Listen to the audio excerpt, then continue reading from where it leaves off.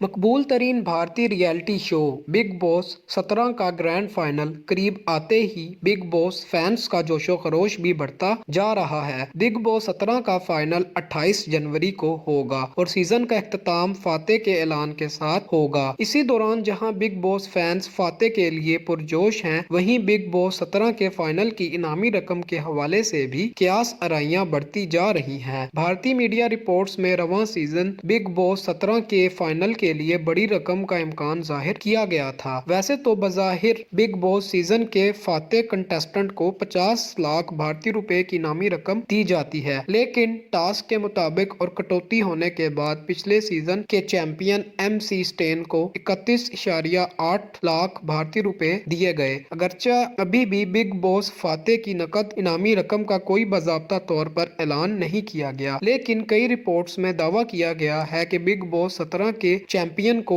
30 से 40 लाख भारतीय रुपए मिल सकते हैं। 1 अक्टूबर से शुरू होने वाले बिग बॉस 17 के सीजन में 17 कंटेस्टेंट थे और पिछले हफ्ते सिर्फ 6 कंटेस्टेंट फाइनल में पहुंचे। विकी जीवन के बाद अब सिर्फ 5 कंटेस्टेंट एकता लखोंडे, मुनव्वर फारूकी, मीनारा चोपड़ा, अभिषेक कुमार और अरुण बाकी रह गए हैं, जिनमें एकता लखोंडे या मुनव्वर फारूकी को फाइनल के लिए मजबूत कंटेस्टेंट के तौर पर तस्वर किया जा रहा है। मज़ीद ऐसी वीडियोस देखने के लिए हमारे चैनल को सब्सक्राइब करें और बेल आइकन को दबाना न भूलें।